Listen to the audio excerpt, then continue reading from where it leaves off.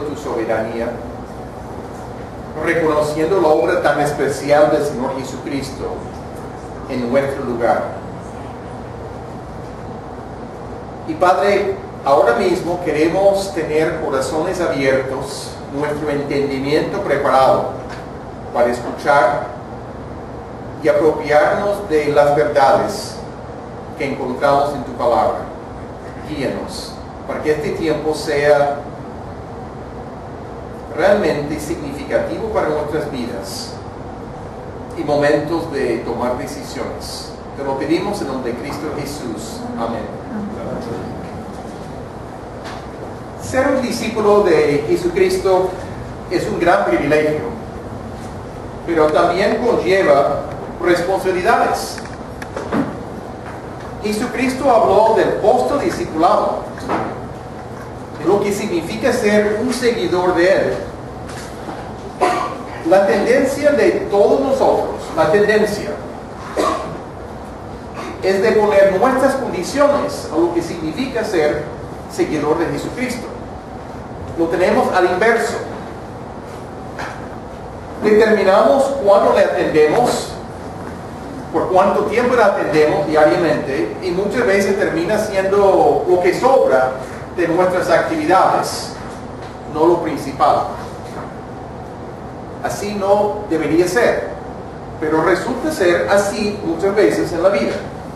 Vamos a estudiar un pasaje esta mañana que habla de lo que Jesucristo dice sobre el discipulado y el postdiscipulado. Ser un discípulo significa seguir fielmente a un maestro. En este caso estamos hablando de ser un discípulo de Jesucristo, de seguir el maestro de maestros, el Señor de señores. Entonces es muy importante. Vamos a abrir la Biblia en Marcos, capítulo 8. El Evangelio de Marcos, capítulo 8, comenzando con el versículo 31. Marcos 8, 31.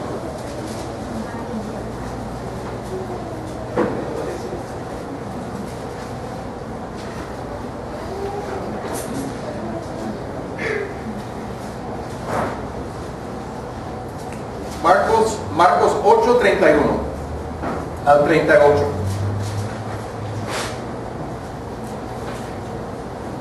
Está narrando acerca de Jesucristo y comenzó a enseñarles que le era necesario al Hijo del Hombre padecer mucho y ser desechado por los ancianos, por los principales sacerdotes y por los escribas, y ser muerto y resucitar después de 3 días. Esto les decía claramente. Entonces Pedro le tomó aparte y comenzó a reconvenirle. Pero él, volviéndose y mirando a los discípulos, reprendió a Pedro, diciendo: quítate delante de mí, Satanás, porque no pones la mira en las cosas de Dios, sino en las de los hombres.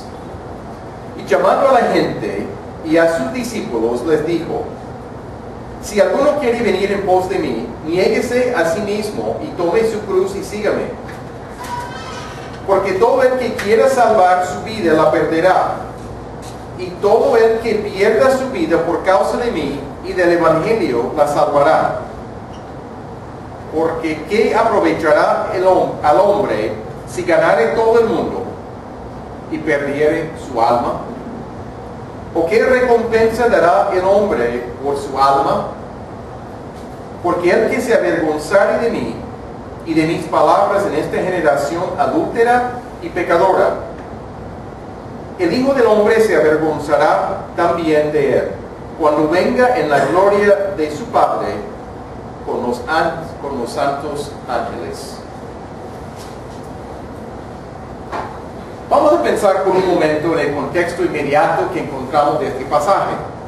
En los versículos 27 al 30,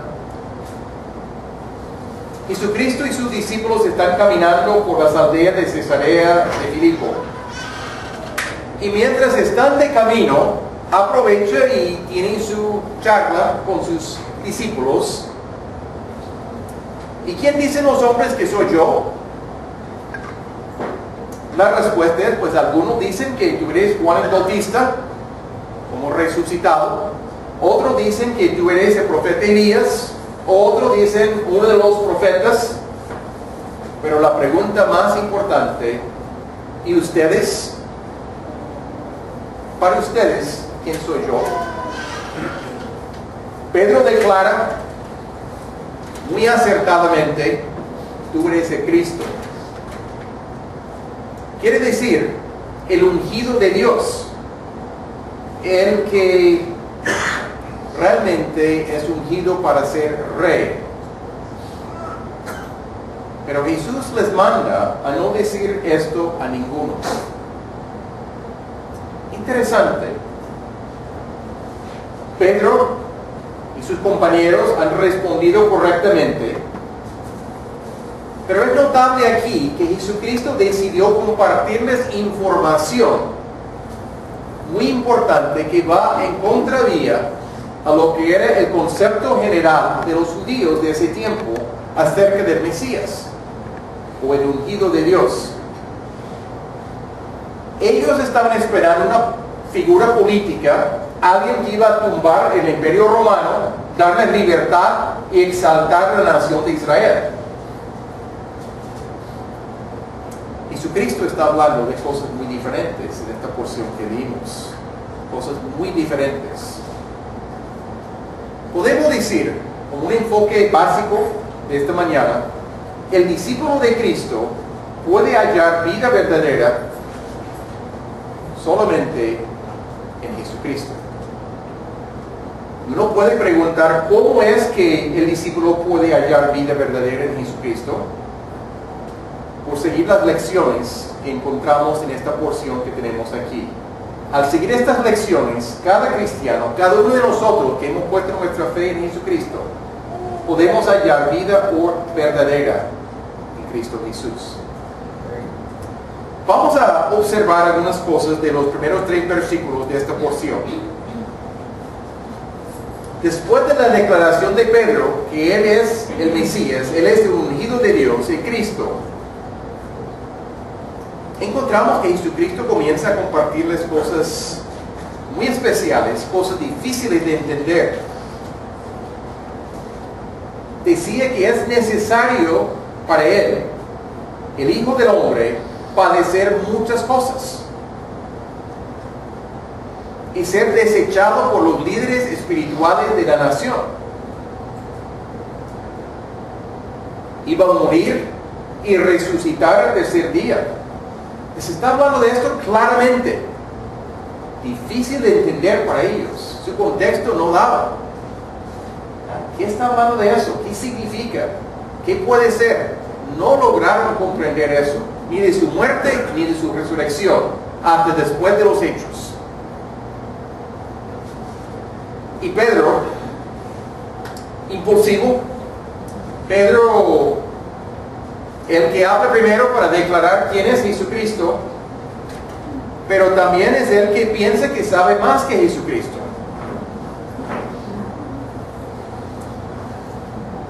Le toma parte y comienza a reconvenirle, a corregirle. No debe ser así, porque habla de muerte. Tengo mejor plan. Tú puedes establecer el reino sin eso. Pero Jesucristo, volviéndose y mirando a los discípulos, a todos, no únicamente a Pedro, pero delante de este grupo, reprendió a Pedro, y con palabras bastante significativas: quítate de delante de mí, Satanás. Su amigo entrañable, pero entiende que en la boca de Pedro eran las palabras del enemigo, Satanás. Significativo. Reconociendo este hecho, porque no pones la mira en las cosas de Dios, sino en las de los hombres. Para los hombres, imposible pensar en la muerte del Mesías. Para Dios era necesario. para lograr la salvación nuestra, la redención nuestra. Pueden guardar su dedo aquí. Los que prefieren solamente escuchar pueden hacerlo. Los que desean buscar rápidamente en Isaías 53 pueden hacerlo. Isaías 53. Es el Antiguo Testamento. Era la Biblia de ellos. Conocían de este pasaje.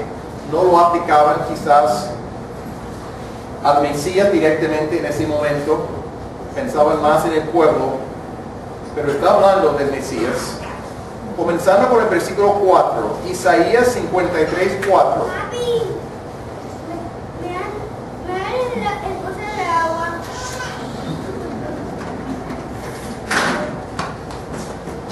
Todos hemos tenido hijos, todos entendemos.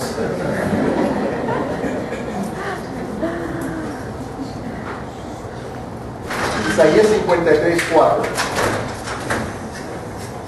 Ciertamente llevó él nuestras enfermedades y sufrió nuestros dolores. Y nosotros le tuvimos por azotado, por herido de Dios y abatido. Mas él herido fue por nuestras rebeliones, molido por nuestros pecados. El castigo de nuestra paz fue sobre él, y por su llaga fuimos nosotros curados. Todos nosotros nos descarriamos como ovejas, cada cual se apartó por su camino. Mas Jehová cargó en él el pecado de todos nosotros. Angustiado él y afligido, no abrió su boca. Como cordero fue llevado al matadero, y como oveja delante de sus trasquiladores, enmudeció y no abrió su boca. Por cárcel y por juicio fue quitado. Y su generación, ¿quién la contará? Porque fue cortado de la tierra de los vivientes, y por la rebelión de mi pueblo fue herido. Y se dispuso con los impíos su sepultura, mas con los ricos fue en su muerte. Aunque nunca hizo maldad, ni hubo engaño en su boca. Con todo eso, Jehová quiso quebrantarlo, sujetándole a padecimiento. Cuando haya puesto su vida en expiación por el pecado, verá linaje, vivirá por largos días, y la voluntad de Jehová será en su mano prosperada. Verá el fruto de la aflicción de su alma, y quedará satisfecho. Por su conocimiento justificará mi siervo justo a muchos, y llevará las iniquidades de ellos. Por tanto, yo le daré parte con los grandes, y con los fuertes repartirá despojos, por cuanto derramó su vida hasta la muerte, y fue contado con los pecadores, habiendo él llevado el pecado de muchos, y orado por los transgresores. No vamos a hacer una reflexión a fondo del pasaje,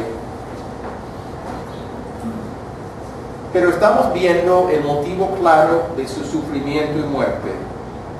Dice que Jehová, hablando del Padre, quiso quebrantarlo. Murió como nuestro sustituto, nuestro reemplazo, pero resucitó al tercer día. La redención no era posible sin su muerte en nuestro lugar. Por eso era necesario. Los planes de Dios son muy diferentes de los planes nuestros. El hombre jamás habría pensado de esta manera. Sencillamente no está en nuestro concepto. Aún y no tienen que abrir allí, pero en Hechos capítulo 2, cuando Pedro está compartiendo en el día de Pentecostés, él dice que Jesús fue entregado por el determinado consejo y anticipado conocimiento de Dios. Fue el plan de Dios, definitivamente. No fue un accidente. En México muchos pensaban que era un momento trágico. Parece, desde el punto de vista humano, sí, pero no fue trágico. Era necesario para nuestra redención. Era el plan de Dios precisamente para rescatarnos del pecado y darnos vida. Para los que se arrepientan de sus pecados y ponen su fe en el Señor Jesucristo. Debemos valorar lo que hizo Jesucristo por nosotros, lo que está comentando aquí mismo a sus discípulos. El costo fue altísimo. Lo cantamos esta mañana 2 veces, el Señor de la creación, tomado de Filipenses capítulo 2. Se encarnó, se hizo hombre, dejando la gloria que le pertenecía siendo Dios. Obedeció al Padre hasta la muerte, cargando con nuestros pecados, que era la parte más difícil. El sufrimiento físico horrible, pero más repugnante, más difícil era cargar con los pecados de la humanidad y ser separado de su Padre al tomar el juicio que nosotros merecíamos. Nuestra reconciliación con Dios, siendo enemigos por nuestros pecados, siendo reconciliados por obra de Jesucristo en la cruz, sin eso no hay reconciliación. Jesucristo hizo lo necesario para nuestra salvación, todo lo necesario. No lo miró como algo demasiado grande ni pesado. Estaba dispuesto a hacerlo porque sabía del valor de esto. Por eso que comenta en Isaías 53 acerca de la satisfacción de su alma al ver lo que logró con su sacrificio. Debemos meditar en lo que hizo Jesucristo por nosotros y adorarle por quién es y por lo que hizo. Pero es muy notable que esta porción de estos 3 versículos aquí, donde él comenta acerca de su sufrimiento y su muerte y resurrección, está en el mismo contexto aquí de lo que está pidiendo de nosotros como condiciones del discipulado o costo de discipulado. El que pagó el costo altísimo a favor de nosotros está poniendo algo del costo para el que quiere seguirle. Entonces, como segundo punto aquí, segunda lección con sus subpuntos, pero es esencial que nosotros entreguemos nuestras vidas para encontrar la vida verdadera en Cristo Jesús. Que entreguemos nuestras vidas en las manos de nuestro Salvador. Notamos el versículo 34. Jesús llama a la gente y a sus discípulos.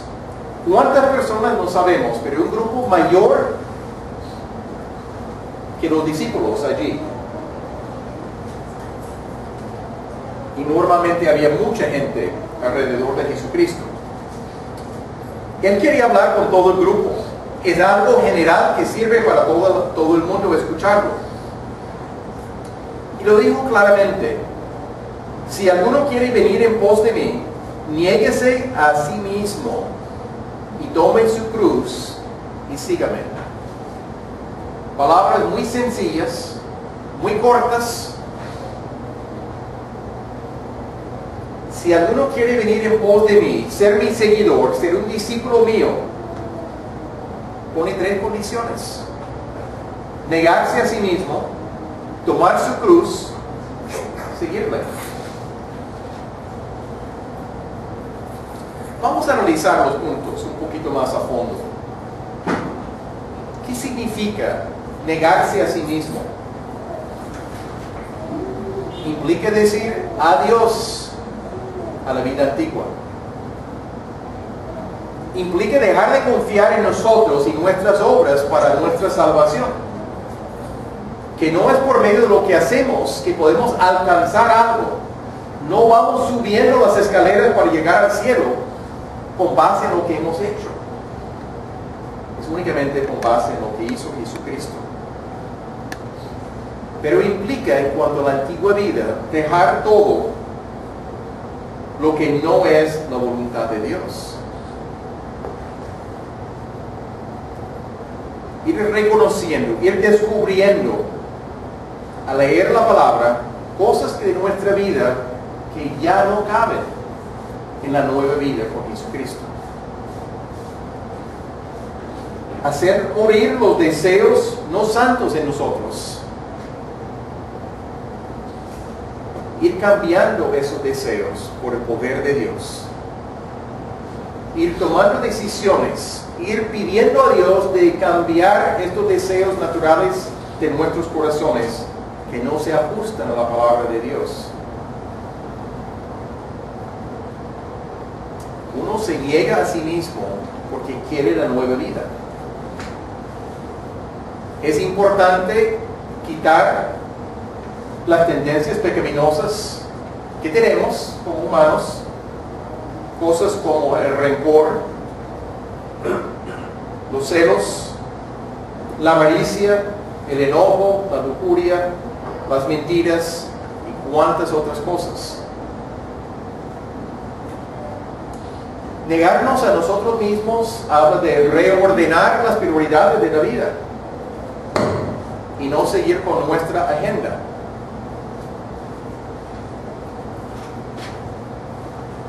Todos tenemos agendas.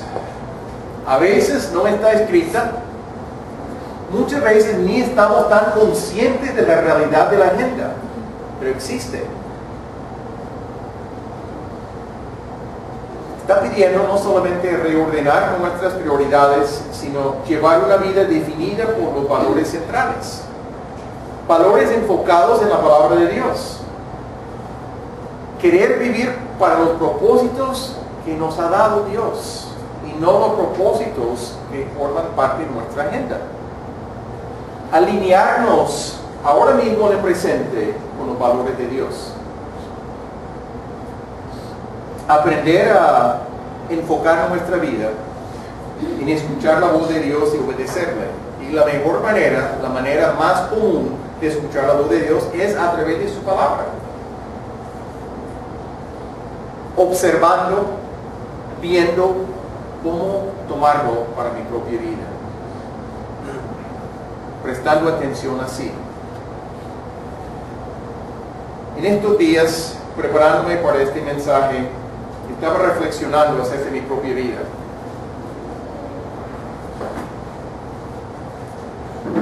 Cuando yo iba a entrar a la universidad y cuando estaba estudiando en la universidad, quizás tenía una agenda. Yo estaba en la iglesia católica en ese tiempo, estaba estudiando en una universidad católica mariana, tenía la biblioteca más grande del libro de María.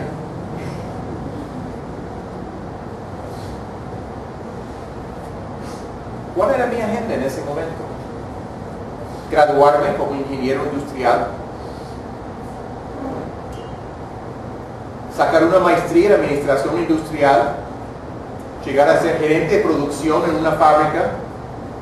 Hay que entender que yo vengo de una ciudad industrial, la más industrializada en los Estados Unidos en un tiempo. Natural, trabajar en la industria. Natural, trabajar en una planta de producción. Tener un trabajo estable, poder conseguir una casa, hasta sin ser arquitecto, pero en el bachillerato con un curso en dibujo arquitectónico, diseñé, hice planos para mi casa, obviamente sin tener terreno, obviamente habrá que hacer variaciones cuando uno tiene el terreno exacto, claro que sí, pero ya tenía en mente estas cosas, quizá tener una familia, jugar tenis.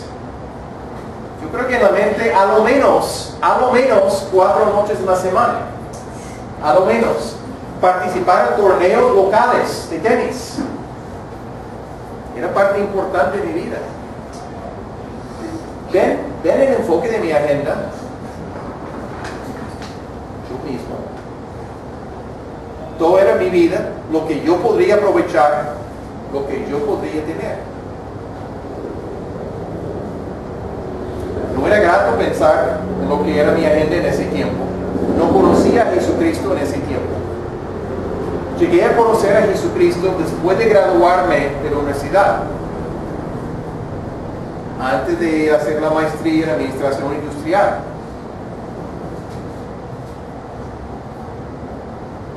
En ese tiempo Dios comenzó a cambiar mi manera de pensar.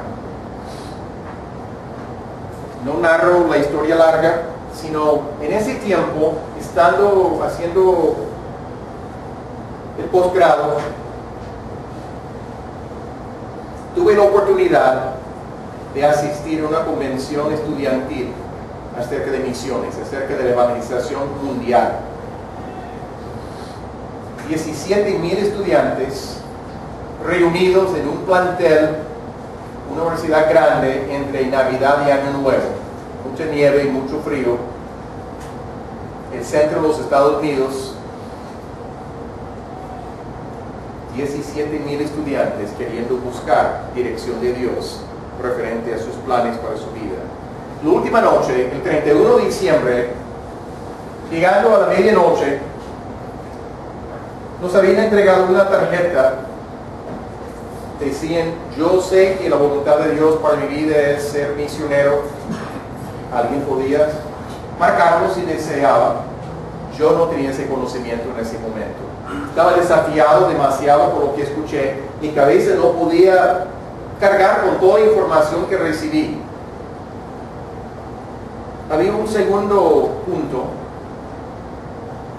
No sé en este momento la voluntad de Dios para mi vida, pero estoy dispuesto a buscarlo.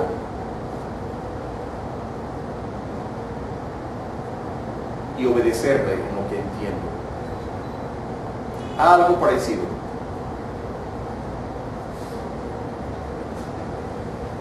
Yo pensé, yo necesito marcar esto.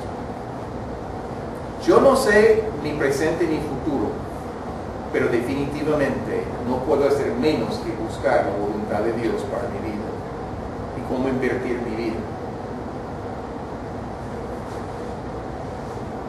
En ese proceso de hacerlo, Dios me convenció a través de un tiempo del tiempo de estudio, ahí de los 2 años del posgrado, de convencerme que su plan era servirle en otra parte, en otro país, enseñando su palabra, guiando a personas a comprender el Evangelio.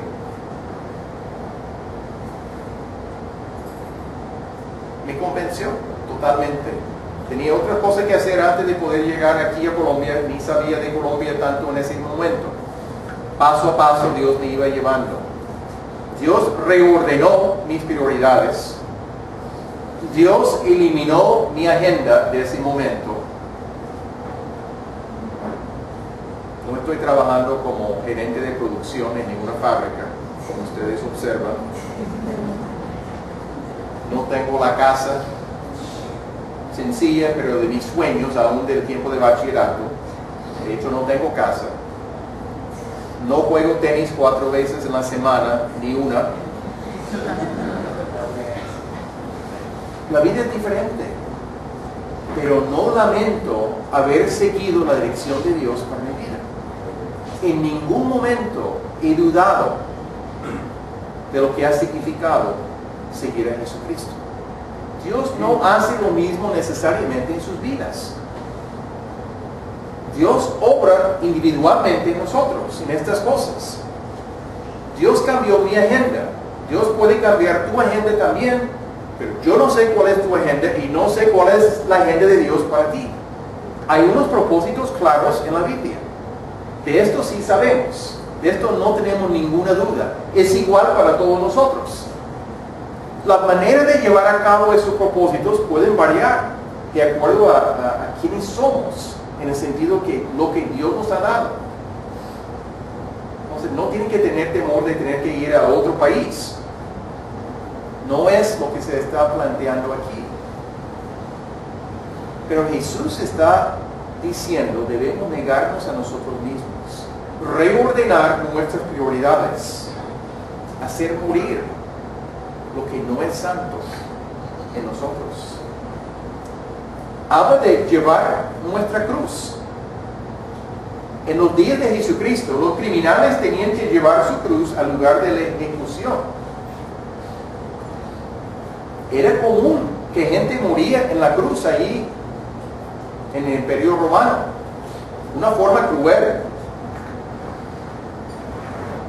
Pero aquí Jesucristo está pidiendo a los que quieren ser sus seguidores de tomar su cruz voluntariamente.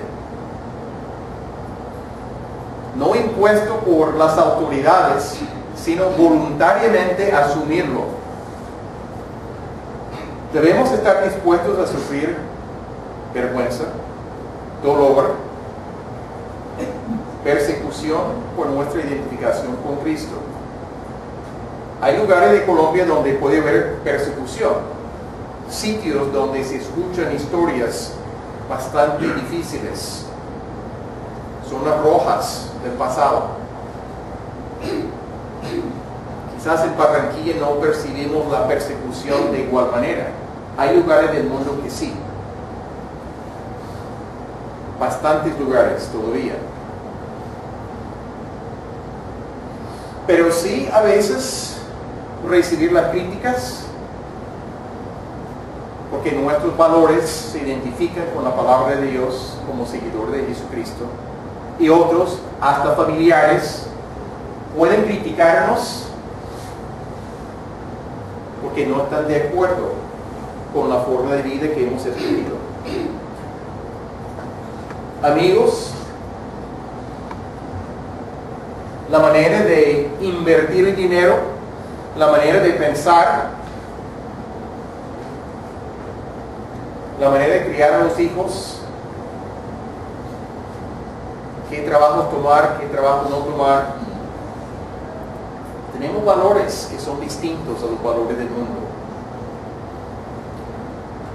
Y aquí en Barranquilla, como ustedes saben, si alguien no está de acuerdo con algo, me dice directamente. Es una forma de tener que soportar dolor o vergüenza al escuchar palabras de otros. Y repetidamente a veces duele más.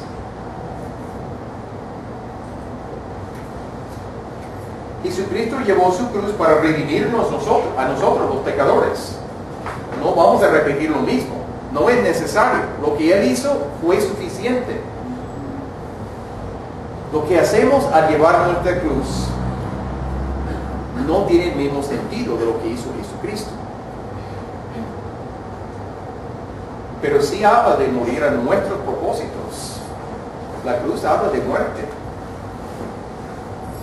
Propósitos como el materialismo, la búsqueda de poder, la seguridad económica como un propósito esencial para vivir, el placer como lo más importante, como para esto vivo, el hecho de ser independientes, no hay ninguna autoridad sobre mí, el vivir para nosotros mismos. Lo que nos está diciendo, hacer morir nuestros propósitos, nuestra agenda, para alinearnos con los propósitos de Dios y hacerlos los más importantes. Implica vivir para servir a Dios y servir a los demás. Implica darle importancia a Dios en todas las cosas y ver cómo vivir para Él en toda situación. ¿Cómo puedo ser un testigo de Jesucristo, un seguidor de Jesucristo en el lugar de trabajo? En la familia y ante la familia extendida. En el recreo, es lícito, es sano tener recreo, pero no dejamos de ser hijos de Dios en ese momento. Implica ser un testimonio para Dios ante la gente alrededor de nosotros. Es cumplir con la misión que nos dio Jesucristo. Es participar en la visión de lo que Dios quiere hacer en el mundo. Asumir la responsabilidad. La última cosa que Jesús mencionó allí en esa lista de 3 cosas era seguirle a Jesucristo. Implica aprender de Él, obedecerlo, andar en su voluntad. No es difícil de entender el punto. Dar prioridad a seguirle a Él en vez de dar prioridad a otras cosas. En Juan 10:27, no tienen que abrir allí, Jesús dice: mis ovejas oyen mi voz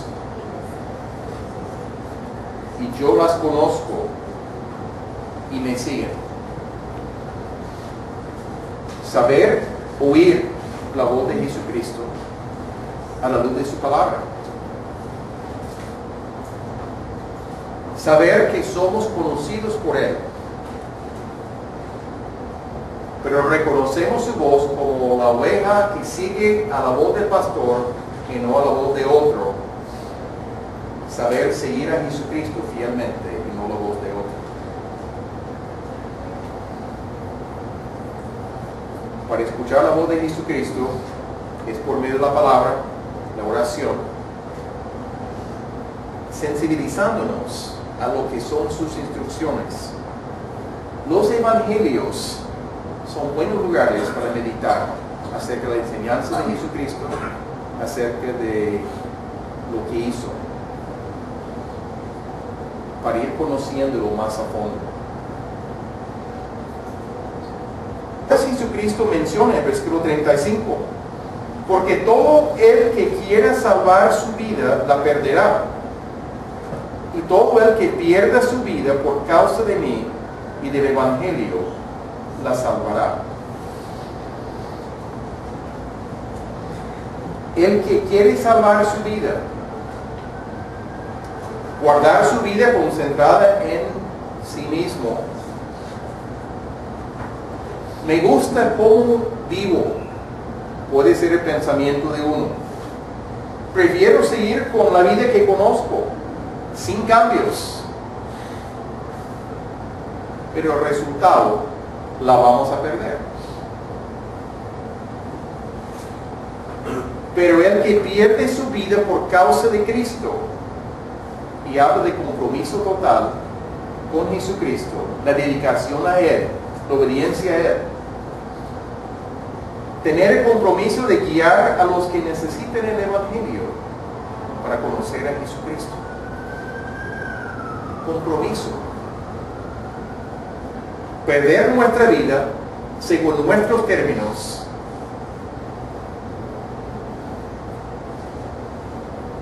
para entregar nuestra vida en sus manos con la confianza que Él sabe guiarnos. Y lo que Él nos va a dar va a ser realmente la vida verdadera. La salvará. La vida que da Cristo produce paz, seguridad, gozo, dirección clara, propósitos significativos. La vida se transforma en todo sentido. En todo sentido. La vida es otra. Mi vida es muy diferente a lo que yo pensaba. Yo no pensaba ni viajar. Para mi papá, viajar lejos era viajar una distancia de 5 horas en carro. Era el final del mundo para él.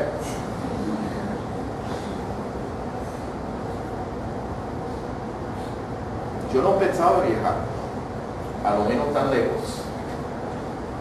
Dios tiene otros planes. Versículo 36. Porque ¿qué aprovechará al hombre si ganare todo el mundo y perdiere su alma? Ganar el mundo, acumular riquezas en abundancia, tener mucho poder y prestigio.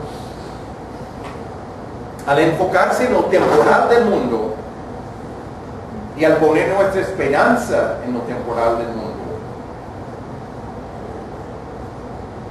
vamos a perder lo eterno. No hay forma de recuperar una vida perdida en ese sentido. No hay forma. Una pregunta preguntas para reflexión breve en este momento. ¿Estamos dispuestos a negarnos a nosotros mismos, llevar nuestra cruz y seguirle a Jesucristo genuinamente? ¿Cuáles son algunas de las implicaciones para nuestra vida de hacerlo? Implicaciones. ¿Cuáles son algunas complicaciones por vivir de esta manera? Complicaciones en el momento estoy viendo no es fácil. ¿Y cómo manejo esas posibles complicaciones? ¿Cómo podemos superar esas complicaciones que vemos a primera vista al pensar en eso?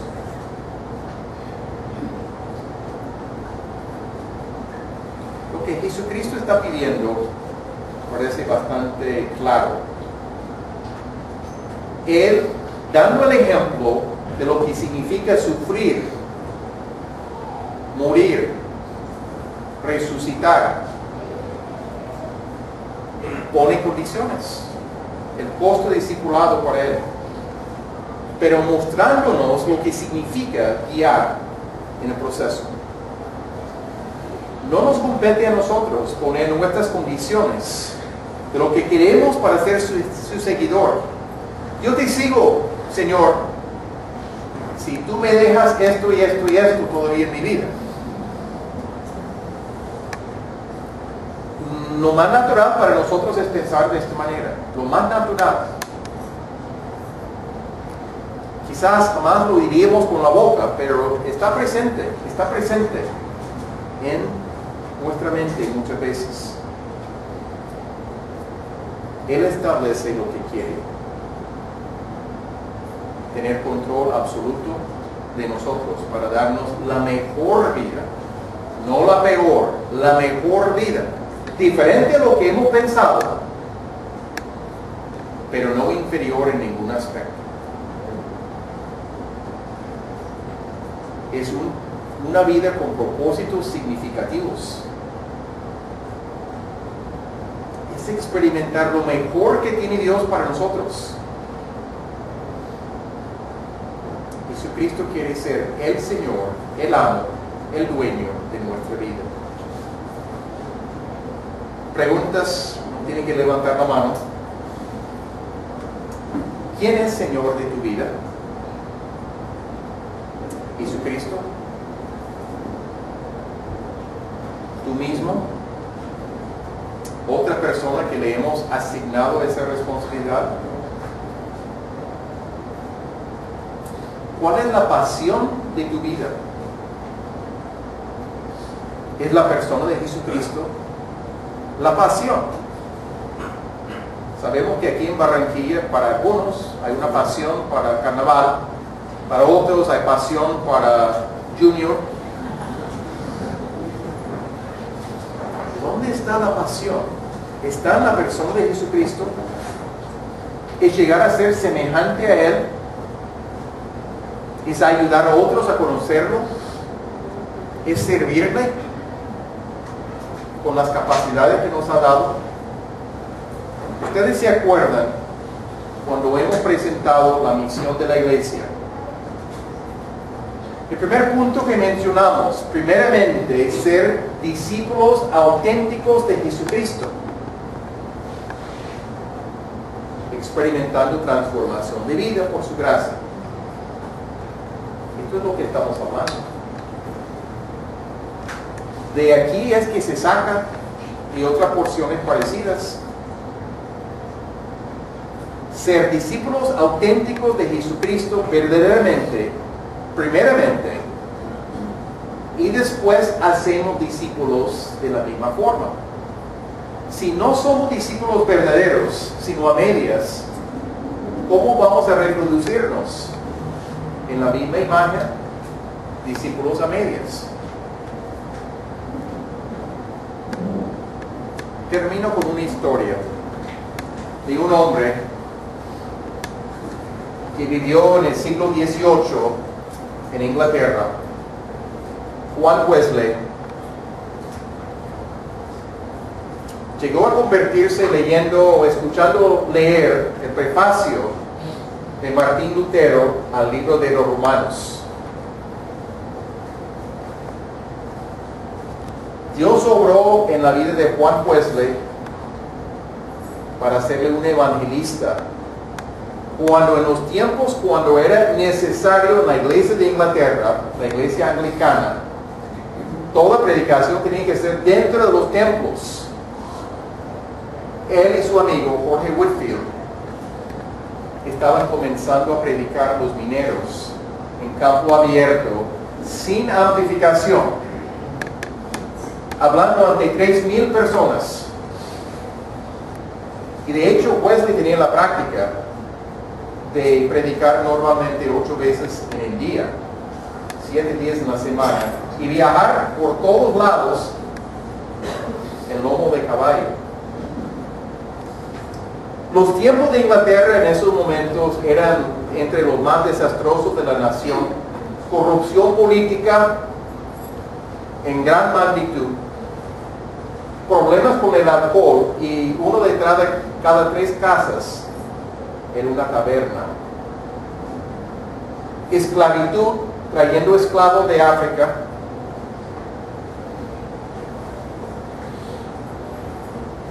Wesley, además de ser evangelista, decidió que no podía solamente predicar ante un grupo grande, tenía que encontrar una manera de discipular a estas personas en santidad de vida. Y lo que llegó a hacer para él, la práctica, era algo muy parecido a lo que entendemos como células o grupos familiares de hoy día. Reunía a la gente en grupos pequeños para compartir el estado de su alma semanalmente. Los que participaban, al ser transparentes, al recibir apoyo el uno del otro, tendían a seguir más fielmente. Y los que no participaban tendían a perderse en la vida antigua. Su amigo Jorge Whitfield no hizo esa práctica en principio, y al final de su vida lamentaba que él no supo aprovechar como su amigo Juan Wesley. Juan Wesley decía: dame 100 hombres que odien solamente al pecado y aman a Dios con todo su corazón,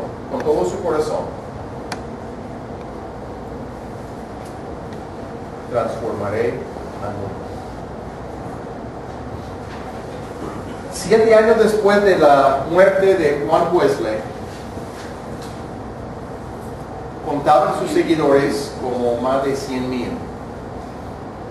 Los líderes de las células, que no llamaban células, pero no importa el nombre, eran más de 10,000. Y había otros 10,000 líderes. Quizás predicaban, quizás hacían otras cosas. Uno de cada 10 estaba liderando otro grupo de personas. La historia moderna de Inglaterra, escrito por Cambridge, que es una universidad muy reconocida y muy antigua, declara que el hombre más importante en la historia de Inglaterra, más influyente, era Juan Wesley. El libro no es un libro cristiano, no es una reflexión de una historia de la iglesia.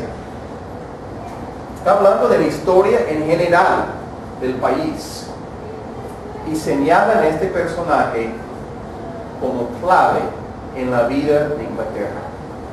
No solamente enseñó el Evangelio, no solamente logró discipular a los creyentes, muchos de los que no podían ni leer ni escribir. Por eso que su hermano escribió un canto, un himno cada semana para combinar con su mensaje, para ayudar a la gente a memorizar el contenido doctrinal.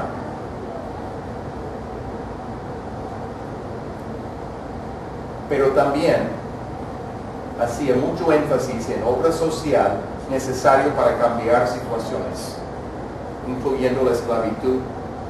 Por el cambio interior de las personas, comenzaron a cerrar las tabernas porque no hubo suficiente negocio para muchos.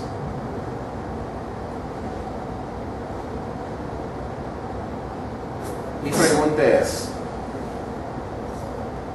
aquí tenemos 100 hombres y mujeres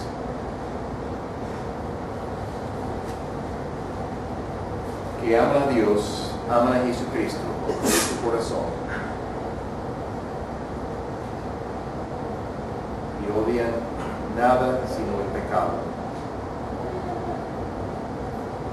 Hablando entre Iglesia Bíblica Koinonia Madre, Iglesia Bíblica Koinonia Hija, en la localidad Río Mar.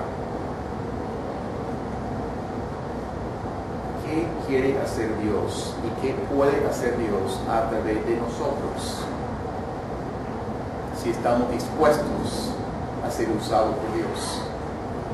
No tenemos que tener las mayores capacidades del mundo para ser usados por Dios. Podemos ser personas sencillas, pero en las manos de Jesucristo Él puede usarnos poderosamente. Puesto de pie, vamos a orar.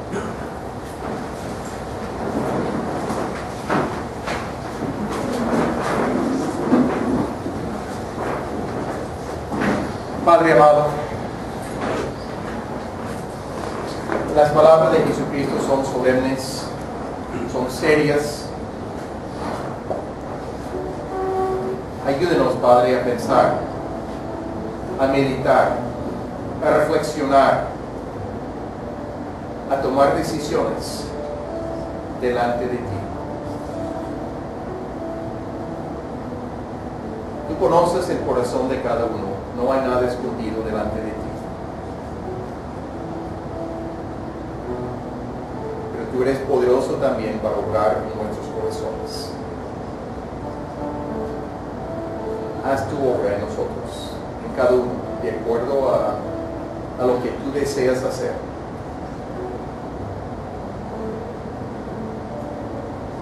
Como iglesia queremos glorificar tu nombre, queremos exaltar el nombre de Jesucristo y queremos ser seguidores fieles de Jesucristo. Pero las implicaciones sabemos que tienen que ver con cada uno de nosotros.